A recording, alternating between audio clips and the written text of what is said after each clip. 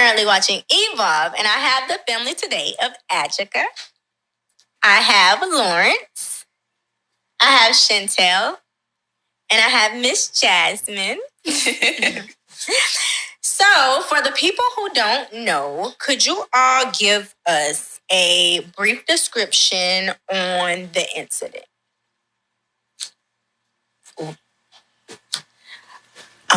Sure. A white woman shot through her door and killed my cousin with no warning, no nothing.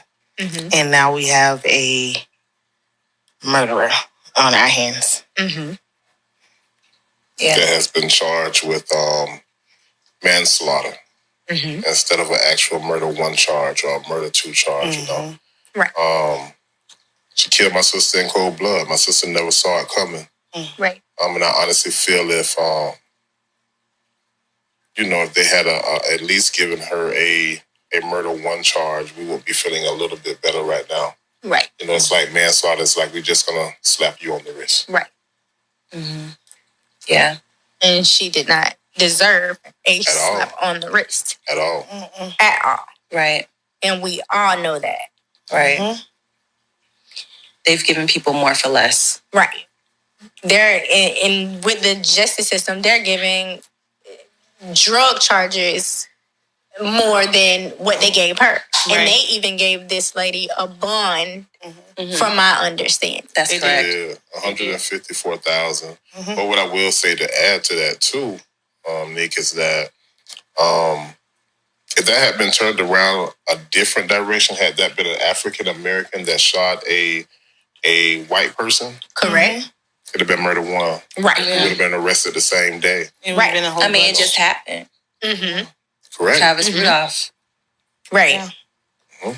And so, also, I do know that they said that she even admitted that she brought the firearm for Adjika. Correct.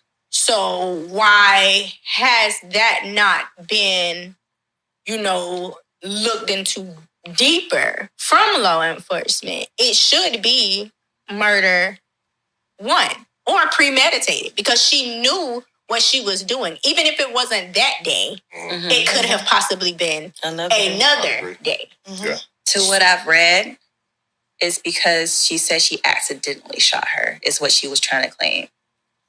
That she just shot at the door. She didn't know that, where she was shooting. And she tried to shoot as high as she could. So she didn't know she would actually hit her. Why would you shoot as high and not go low? That's what I said. But, And to add to that too, I don't know if it's out yet, but she also had a Ring camera. Right. Wow. So my opinion, video, because you possibly. never opened the door. Right. You never, as you say, you never answered. You just got the gun and you shot. So your Ring camera, I'm sure you can view it on your telephone. I'm just, assuming. But so many ways. You don't even have to assume. With Ring cameras, they automatically pops up on your cell phone. That's nothing to assume. Right. So to me, it was just premeditated. Right. She lured her there. Yeah. That's how I feel. She did. Yeah. And it's nowhere to put it. Correct. She knew the moment they said, I'm going to go tell my mom. Yeah. She said, this my time. She did that. She researched the Sandra Langras that day. That came out in the affidavit. Wow. Yeah. She knew what she had to do. Premeditated. And she had recording of the kids on her phone playing that night. So it was more than just that recording. She had pictures on her telephone of other kids in the neighborhood. She had recordings on her phone of other kids in the neighborhood as well. But it seems like she was more or less targeting my sister and her kids. That was the main. Yeah. So did they stay in close proximity to her? Yes. Right. Directly across the street. Okay, got it. Directly across the street. Okay.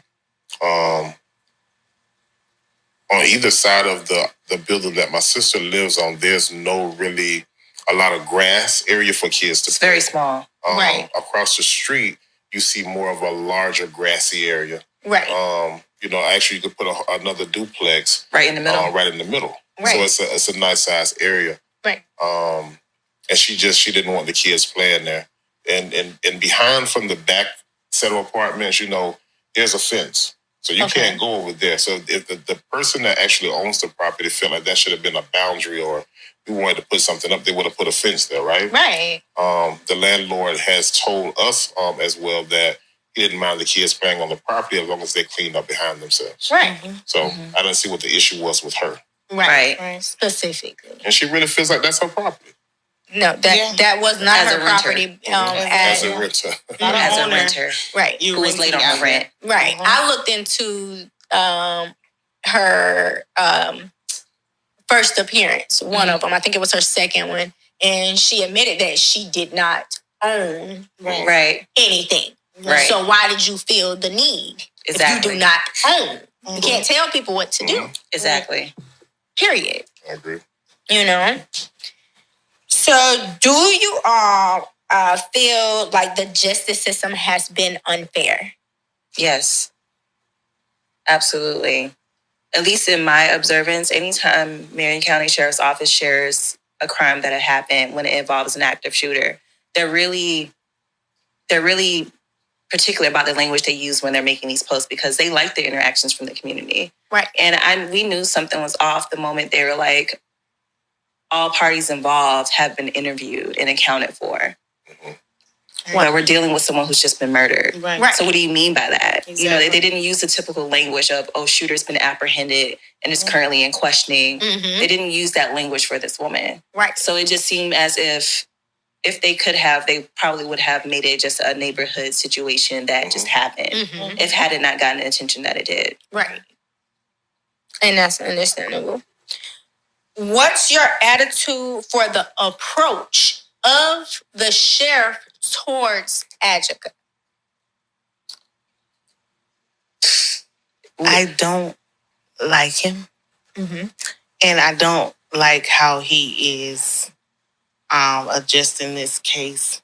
Because just a couple of months ago, we had the shooting involved some other colored kids. And these black kids, y'all had them plastered all over. Y'all had them like walking and videos and calling them all type of names. But y'all protecting 58-year-old shooter. And it's like, can we all get the same justice around here? Agree. But as we know, it's like they refused to say that woman's name. We had to search high hell to find out who did this to Adjika. Wow. So it wasn't even open at first. No, they did. No. They brought her in for questioning and then they let her go home. They never arrested her. And they had her in protective custody, going back and forth to her house to get some belongings by a sheriff. That was supposed to be after she murdered someone. Giving her time to delete whatever, do whatever. She had 4 days to get her shit together. And I didn't even realize that it was 4 days that this lady was out roaming, doing whatever she wanted. I seen where I think one of the other neighbors said that she was like drinking coffee or something. So she did not care about what she did. She didn't think she did anything wrong. Yeah, she was on camera. They recorded her on camera. That the second day that she went out went back home or was escorted to her property.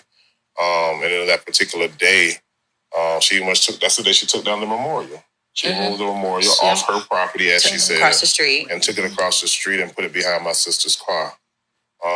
The sheriff's department was there, didn't do anything. It's like they just had nothing to do what the hell she want to do. Right. They wouldn't escort us. Yeah, not anyway. No, you just not out. finna put us in protective custody either. Neither nor. You're not finna help hide us. We going straight to the Marion County Jail. And sit there. So Billy Woods ain't, he just, or whatever his name is, I just don't care for him. Even his press release, I felt like was BS, Yeah, it was, for sure. He heard we were having one, so he tried to hurry up and wrap up one. Oh, yeah, definitely. And it showed. And then I feel like he didn't even research anything about the case as well before doing that press, because I remember an interviewer saying, how many times have the police been called? And he starts flipping through the paper. Yeah. So let me be very clear on that, because that morning of the family's attorneys had went up to the sheriff's department to let them know that they will be having a press release. And Billy Woods called himself trying to get ahead of our press release. Gotcha. So he wasn't prepared. He wasn't ready. Right. Okay. None of us knew he was doing it. We found out that morning. Yeah, literally. Yeah.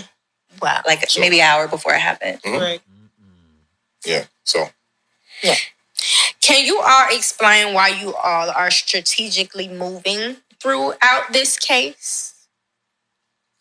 Because I know a lot of people are feeling like, okay, well, the family don't want us to protest, or the family don't want us to do this or that.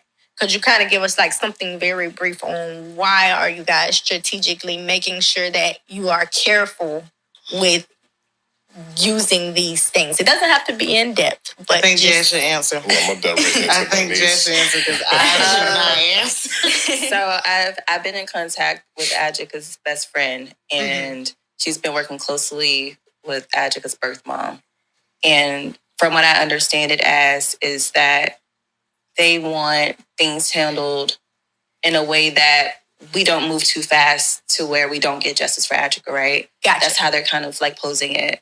So they want to move in a strategic way so that we don't take too much eyes away from her case and it gets too out of hand. Gotcha. And then this woman ends up getting acquitted on her charges, right? But I was also told that if they weren't going to bring charges against Susan, if they weren't going to handle it properly, then they would organize protests and organize things for the community to do to support her. But at the same time, it can be frustrating because I, for one, am good with peaceful protests, but Correct. A lot of times what ends up happening, we end up harming our own communities because if something gets burnt down, something gets damaged, Gotcha. we are the ones who have to go back to those burnt down communities because those white people don't care. Right. But I don't know if that's what their stance is on it, you know? Gotcha. It makes sense. Totally understandable. I really do appreciate the people that did protest, though. I will say I think they did a good job. They got out there, they did really well. And I think we need to start standing behind our young protesters or activists and letting them do their thing, you know what I'm saying? And stop trying to really stop them from doing it.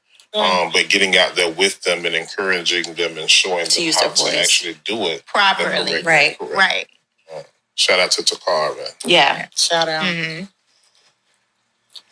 She did, put it together and, got people to come down. And there was a couple other people that I seen as well that kind of did it and they kind of stand on it or whatever. And so I know, I don't know if you guys seen it, June 14th, they said something about a walk. They have another walk planned. Yeah. They have a whole week planned. They have a whole week planned of activities. Okay. I did see that on June 14th about a march. I think that trying to, like you said, more organizing instead of just, putting something out there for the community. I feel like that's better to keep it organized and so that it can be peaceful and having, people, like you said, standing behind those people and actually showing them how to do it. It's a way to do things. Right, exactly. Instead of doing certain things. Because I do know, they did get arrested, 2 people behind it or whatever, and that's not what it was. They was just trying to do it and possibly not know how to do it the right way. If we have the right way, we can avoid those things. Right. Precisely. And again, I said again, just having those right people, finding the right mentors. Gotcha. To show them the correct way. And I think like this is probably one of the biggest situations that has happened. So I feel like we're finagling it. Yeah. Trying to figure out if it's the right thing. This is little Ocala. How is this happening? Yeah. In little Ocala. Like, I'm